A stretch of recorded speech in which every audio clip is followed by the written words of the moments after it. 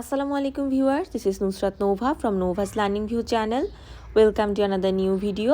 আজকের ভিডিওতে যে টপিকটা নিয়ে আলোচনা করব তা হচ্ছে হিস্ট্রি অফ ইংলিশ লিটারেচার থেকে একটা গুরুত্বপূর্ণ প্রশ্নের উত্তর।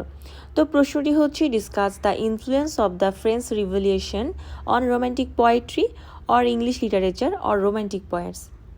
রোমান্টিক কবিতা বা ইংরেজি সাহিত্য বা রোমান্টিক কবিদের উপর ফরাসি বিপ্লবের যে প্রভাব সেটা নিয়ে আজকে আমরা এই প্রশ্নে আলোচনা করব। The French Revolution that occurred in 1789 played a huge role in influencing romantic writers. 1789 সালে সংগঠিত ফরাসি বিপ্লব রোমান্টিক লেখকদের প্রভাবিত করার ক্ষেত্রে একটা বিশাল ভূমিকা পালন করেছিল। অর্থাৎ রোমান্টিক রাইটাররাই যে নতুন স্টাইলে লেখালেখি করলো, এই ম্যাটারটা সম্পূর্ণরূপে যে জিনিসটা প্রভাব ফেলে তা হচ্ছে ফরাসি বিপ্লব। The principles of the French revolution were liberty, equality and fraternity which created a deep and powerful impression on 19th century poets। এই লাইনটা খুব গুরুত্বপূর্ণ যে ফরাসি বিপ্লবের নীতিগুলো কী ছিল, স্বাধীনতা, সাম্য এবং ভ্রাতৃত্ব, যা কিনা একটা গভীর এবং শক্তিশালী চেতনা সৃষ্টি করেছিল কাদের উপর? রোমান্টিক পয়েটসদের উপর। After a long period of neoclassicism, a great change in poetry writing was brought about in the Romantic period by the impact of the French Revolution. দীর্ঘ সময়ের নিওক্লাসিসিজমের পর ফরাসি বিপ্লবের প্রভাবে রোমান্টিক যুগে কবিতা রচনা একটা ব্যাপক পরিবর্তন যে হয় সেটাই মূলত এখানে বলেছে। অর্থাৎ দীর্ঘ প্রায় অনেক সময় ধরেই নিউ ক্লাসিসিজমের যেই ম্যাটারটা, অর্থাৎ নিউ ক্লাসিক্যাল যুগের যে রাইটিংসগুলো ওই স্টাইলে লেখা হতো। তো যেটা দেখা যেত যে ওই স্টাইলের রাইটিংসগুলো ছিল সব আপার ক্লাস কিংবা পলিটিক্যাল ইস্যু কিংবা হচ্ছে কিং, রেইন, এইসব ম্যাটারগুলো নিয়েই লেখা হতো, কিংবা রিলিজিয়াস ম্যাটার নিয়ে লেখা হতো। সেখানে অর্থাৎ ক্রিয়েটিভিটির কোনো রকমের ছাপ ছিল না। তো এখানে ওটাই বলেছে যে দীর্ঘ ওই লং টাইমটার পর যেটা হয় যে রোমান্টিক কবিরা তাদের হচ্ছে একটা নতুনভাবে লেখালেখি স্টার্ট করে এবং সেটা নিয়ে একটা কি নতুন যুগের সৃষ্টি হয়। এবং এই সম্পূর্ণ যেই লেখালেখিগুলোর জন্য যে ইন্সপিরেশনটা পায় সেটা হচ্ছে তারা ফরাসি বিপ্লব থেকে পায়। The major poets of the Romantic period who were completely influenced by the French Revolution are enlisted below।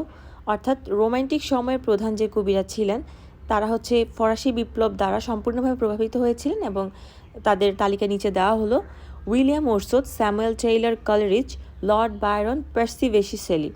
অর্থাৎ এই যে William Wordsworth, Samuel Taylor Coleridge, Lord Byron and P B. Shelley, ওনারা হচ্ছে খুব বেশি প্রভাবিত হয়েছিলেন ফরাসি বিপ্লব দ্বারা। Liberal thinking. The first and foremost influence of the French Revolution was liberal thinking। ফরাসি বিপ্লবের প্রথম এবং প্রধান প্রভাব ছিল কি? উদার চিন্তা। The French Revolution brought a great impact on the philosophers and writers of whole Europe, and the Romantic poets were not out of that periphery। অর্থাৎ এই যে ফরাসি বিপ্লবের সময় যে ফরাসি বিপ্লবের যে একটা প্রভাব সেটা হচ্ছে ইউরোপের সমস্ত দার্শনিক এবং লেখকদের উপর এটার ব্যাপক প্রভাব ফেলেছিল এবং সেখানে রোমান্টিক কবিরাও তার বাহিরে ছিলেন না, অর্থাৎ রোমান্টিক কবিদের উপরেও সেই প্রভাবটা পড়েছিল। অর্থাৎ ফরাসি বিপ্লবের ফলে যে উদার চিন্তা মানুষের মধ্যে আসে সেই জিনিসটার ফলে কি হয়, যারা দার্শনিক ছিল এবং যারা লেখক ছিল তাদের মধ্যে হচ্ছে এই জিনিসটা খুব ব্যাপকভাবে চেতনার একটা সৃষ্টি করে, তাদের লেখালেখির ক্ষেত্রে এই জিনিসটা ব্যাপক প্রভাব ফেলে। এখানে ওটাই বলেছে, due to liberal thinking the romantic poets got the opportunity to expose themselves to their free thought. উদার চিন্তার কারণে মূলত রোমান্টিক যুগের কবিরা যেটা হয় যে মুক্ত চিন্তা করার একটা সুযোগ পান এবং তারা কি করে, নিজেদেরকে প্রকাশ করে। অর্থাৎ মুক্ত চিন্তা বলতে যেটা বুঝিয়েছে যে যেমন নিউ ক্লাসিক্যাল যুগে হচ্ছে কোনো ঘটনাকে কেন্দ্র করেই লেখালেখি হতো, সেটা প্রোজ হোক বা পোয়েট্রি হোক বা ড্রামা হোক, যেটাই হোক সেটা হচ্ছে কি কোনো একটা ঘটনাকে কেন্দ্র করে লেখা হতো। তো মূলত এখানে যেটা বলেছে যে এখানে তো স্পেসিফিকভাবে কবিতার কথা বলা হয়েছে, তো কবিতাতে যেটা হয় যে আমরা জানি ইমাজিনেশন, সিম্বলিজম এগুলোর কোনো ব্যবহার ছিল না। তখন হচ্ছে যে কোনো একটা ঘটনাকে, কোনো একটা পলিটিক্যাল ইস্যুকে কেন্দ্র করে কবিতা লিখে ফেলতো। তো এটাই বলেছে যে কবিদের যেটা উচিত যে একটা মুক্ত চিন্তা ব্যবহার করে লেখালেখি করা, সেটা নিউ ক্লাসিক্যাল যুগের কবিরা করেননি।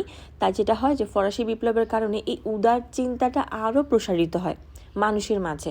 আর সেটা যখন কবিদের মধ্যে খুব ব্যাপক প্রভাব ফেলে, তখন যেটা হয় যে কবিরা হচ্ছে মুক্ত চিন্তা করার একটা সুযোগ পায়, তখন তারা কী করে, নিজেদেরকে প্রকাশ করে। Change in poetic art. Change in poetic art has taken place by the impact of the French Revolution in English literature. ইংরেজি সাহিত্যে ফরাসি বিপ্লবের প্রভাবে কাব্যশিল্পের যে একটা পরিবর্তন, সেটা বেশ ব্যাপকভাবে ঘটেছিল। The changes were noticeable throughout all aspects of the society of Europe. Poetry was not exceptional to hold strong and train to change. এই যে পরিবর্তনগুলো হতো সমাজে, এই পরিবর্তনগুলো ইউরোপের সমাজের সমস্ত দিক জুড়ে লক্ষণীয় ছিল, এবং কবিতা সেই পরিবর্তনের ধারাকেই মূলত শক্তিশালী রাখতে ব্যতিক্রমী ছিল না। অর্থাৎ সমাজ যেমন পরিবর্তন হয়, তেমন লিটারেচারের ক্ষেত্রে আমরা দেখি যে খুব সুন্দর একটা পরিবর্তন ঘটে। The long 125 years of new classical age produced poetry from satirical point of view, but the romantics could not expect that and become interested in generating lyrical poems, composing jointly lyrical ballads published 1789. বলেছে দীর্ঘ 125 বছরের new classical যুগে যে satirical লেখাগুলো, অর্থাৎ ব্যঙ্গাত্মক যে লেখাগুলো হতো, সেই দৃষ্টিকোণ থেকে কবিতা তৈরি করা হয়েছিল। অর্থাৎ স্যাটারিক্যাল দৃষ্টিকোণ থেকে মূলত কি কবিতাগুলো তখন তৈরি করা হতো। তো যেটা দেখা যায় 1798 সালে যে লিরিক্যাল ব্যালান্স প্রকাশিত হয়, সেখানে যৌথভাবে যে কবিতাগুলো রাখা হয়, সেগুলো দিয়েই মূলত কি আবার নতুন টাইপের একটা যুগের সৃষ্টি হয়। লিরিক্যাল ব্যালান্স হচ্ছে এখানে একটা কবিতা সামগ্রী। এই কবিতা সামগ্রী যেটা হয়, যে এই কবিতা সামগ্রী রোম্যান্টিক যুগে সূচনাটা করেছে কিভাবে, যে এই কবিতা সামগ্রীতে হচ্ছে ওরসো তার কোলরিজ হচ্ছে সম্মিলিতভাবে কবিতা লেখেন, এবং যেটা হয় যে নিউ ক্লাসিক্যাল যুগের যে সাবজেক্ট ম্যাটার বা যে স্টাইলগুলো ফলো করে লেখা হতো, তারা মূলত তার থেকে ভিন্ন ধরনের। তারা লিখতো সাধারণ মানুষকে নিয়ে, তাদের লেখার স্টাইলগুলো ছিল নর্মাল স্টাইলের, আপার ক্লাস সোসাইটি নিয়ে লিখতো না। তো এই যে ম্যাটারগুলো সব, এই সাবজেক্ট ম্যাটারগুলোই থাকতো মূলত, এইসব স্টাইলগুলো থাকতো মূলত, ছিল মূলত লিরিক্যাল ব্যালান্সে। তো এই জন্যে বলা হয়েছে কি, লিরিক্যাল ব্যালান্স লেখার মাধ্যমে একটা নতুন যুগের সূচনা হয়। অর্থাৎ সেটা লিটারেচার হোক, লিটারেচারের দিক থেকে হোক, বা পোয়েট্রি বা ইন্ডিভিজুয়াল দিক থেকে হোক, যে লিরিক্যাল ব্যালান্সের মাধ্যমে নতুন যুগের সূচনা সৃষ্টি হয়। Thus, the French Revolution had created a power to violate the strong trend of poetry writing. এইভাবে ফরাসি বিপ্লব কবিতা লেখার যে একটা শক্তিশালী প্রবণতা, সেটাকে লঙ্ঘন করার একটা নতুন একটা শক্তি তৈরি করেছিল। অর্থাৎ কবিতা লেখার যে প্রবণতা এবং পূর্বের যেই প্রবণতা ছিল, সেটাকে লঙ্ঘন করতে এবং নতুন প্রবণতা, নতুনভাবে নিজেদেরকে প্রিপেয়ার করতে বা নতুন স্টাইলে লেখার ক্ষেত্রে যে শক্তি বা যে সাহসের প্রয়োজন, সেটা মূলত তৈরি করেছিল কে, French revolution. Presence of humanity and common mass. The romantic learned from the revolution how to present the human interest of all work of people.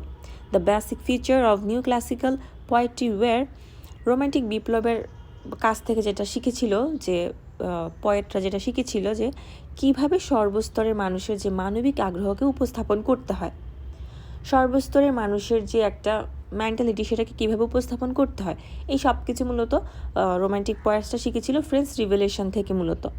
এখানে বলেছে নিউ ক্লাসিক্যাল যুগের পোয়েট্রি যে বৈশিষ্ট্যগুলো ছিল, সেটা হচ্ছে first, objectivity from an upper class point of view, উচ্চ শ্রেণীর যেই বস্তুনিষ্ঠার দৃষ্টিকোণ থেকে। হার্শ স্যাটায়ার, একটা কঠোর ব্যঙ্গ ছিল। কমপ্লেক্স পোয়েট্রি ডিকশন, জটিল কবিতার ডিকশন অর্থাৎ শব্দচয়নগুলো ছিল জটিল। Complete absence of natural or urbanity, প্রাকৃতিক বা যে শহুরের যে ম্যাটারটা সম্পূর্ণভাবে অনুপস্থিত ছিল। রেশনালিজম অ্যান্ড রিয়েলিজম, যুক্তিবাদ এবং যে বাস্তববাদ, এই জিনিসগুলো তখন যেটা হতো যে কবিতার মধ্যে, নিউ ক্লাসিক্যাল যুগের কবিতার মধ্যে তাদের বৈশিষ্ট্যের মধ্যে এগুলো পাওয়া যেত। অর্থাৎ এখানে যেটা বলেছে যে নিউ ক্লাসিক্যাল যুগের কবিতা এবং রোম্যান্টিক যুগের কবিতার মধ্যে খুব ব্যাপক ধরনের একটা পার্থক্য ছিল। Brave and revolutionary step. The synonym of revolution is rebellion, অর্থাৎ বিপ্লবের প্রতিশব্দই হচ্ছে কি, বিদ্রোহ।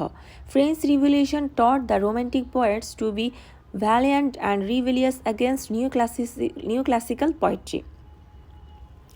নিউ ক্লাসিক্যাল কবিতার বিরুদ্ধে মূলত একটা সাহসী এবং যে বিদ্রোহী যে একটা মনোভাব সেটা হতে শিখিয়েছিল মূলত কে ফরাসি বিপ্লব বা French revolution the greatest poet of the romantic age could understand well that aesthetic poetry must be produce to perceive the fame of poetry and to defend it so far মূলত রোমান্টিক যুগে সর্বশ্রেষ্ঠ যে কবিরা ছিল তারা ভালোভাবে বুঝতে পেরেছিল যে কবিতার যে খ্যাতি সেটাকে রক্ষা করতে হবে এবং এটিকে রক্ষা করার জন্য তারা বিভিন্ন নান্দনিক কবিতা তৈরি করত অর্থাৎ কবিতার যে একটা র্যাঙ্কিং রয়েছে কবিতার যে একটা খ্যাতি রয়েছে সেটাকে তারা চাইতো কি এটাকে রক্ষা করা উচিত কারণ নিউ ক্লাসিক্যাল যুগে যে লেখালেখিগুলো হতো তার ফলে মানুষ অনেকটা কবিতা থেকে কি বিমুখ হয়ে গিয়েছিল তাই তারা বিভিন্ন নান্দনিক কবিতাগুলো লিখে মূলত কী করেছে যে কবিতার যে মর্যাদা বা স্থান আরও উঁচুতে নিয়ে গিয়েছে Shelley was the first one to defend poetry by composing a critical theory the defend of poetry in 1822 অর্থাৎ পিভি শেলি তিনি প্রথম 1821 সালে একটা সমালোচনামূলক প্রবন্ধ আবিষ্কার করেন তত্ত্ব লেখেন সেটা হচ্ছে দ্য ডিফেন্ড অফ পোয়েট্রি এই জিনিসটা রচনা করে তিনি মূলত কবিতাকে কী করেন রক্ষা করেন বা কবিতার র্যাঙ্কিংটাকে রক্ষা করেন এমন অনেক রয়েছে যেমন the study of poetry and Apology for poetry এগুলোর মাধ্যমে বা পয়েটিক্স তো এই রচনাগুলোর মাধ্যমে মূলত কবিতার র্যাঙ্কিংকে কবিরা চাইতো কি আরও একটু উচ্চ মর্যাদায় নিয়ে যেতে বা ধরে রাখতে দেন সর্বশেষ conclusion besides according to Terry Eagleton romantics were the first complete modernist Terry এগালটনের মতে রোম্যান্টিকরা ছিলেন প্রথম যে আধুনিকবাদী সেটা ফার্স্ট সম্পূর্ণ রূপে আধুনিকবাদী ছিলেন রোম্যান্টিক কবিরা he asserts that the 18th century was the entrance of the rising of English and the 19th century was the complete time span for the rise of English তিনি দাবি করেন যে 18 শতক ছিল ইংরেজি উত্থানের প্রবেশদ্বার অর্থাৎ ইংরেজি এই যে একটা মর্যাদা যায় ইংরেজি বলতে এখানে মূলত ইংলিশ লিটারেচারের কথা বলা হয়েছে যে ইংলিশ লিটারেচার উত্থানের অর্থাৎ এটা যে খুব প্রশংসিত হচ্ছে বা উচ্চ মর্যাদা যাচ্ছে এটার একটা প্রবেশদ্বার ছিল 18 শতক এবং 19 শতক ছিল কি উত্থানের সম্পূর্ণ সময়কাল অর্থাৎ এই 19 শতকে এসে এটার ব্যাপক উত্থান হয়েছিল বা ব্যাপকভাবে বিস্তৃত হয়েছিল So it crystal-like clear that if there was no French Revolution, there was no galaxy of creative genius. সুতরাং এটা স্ফটিকের মতো পরিষ্কার যে যদি কোনো ফরাসি বিপ্লব না হতো তাহলে কি কোনো রকমেরই এই যে সৃজনশীল যে প্রতিভার একটা ছায়াপথ আমরা দেখতে পেয়েছি এখন কবিদের সেটা আমরা পেতাম না অর্থাৎ এখানে বলেছে যদি ফরাসি বিপ্লব না হতো তাহলে কবিদের মধ্যে সাধারণ মানুষ নিয়ে এরকম চেতনা কখনোই আসতো না আর যদি এরকম চেতনা না আসে বা না আসতো তাহলে কখনোই কবিরা হচ্ছে এই যে নতুন স্টাইলে লেখালেখি করা বা কমন পিপলদেরকে নিয়ে লেখালেখি করা কমন ম্যাটারগুলো নিয়ে লেখালেখি করা এগুলো কখনোই হতো না এখানে মূলত এই প্রশ্নটাই বলা হয়েছে তো আজকের ভিডিওটি এতটুকুই আশা করছি তোমরা বুঝতে পেরেছো কোনো কমেন্ট থাকলে অবশ্যই কমেন্ট বক্সে জানাতে হবে ধন্যবাদ সবাইকে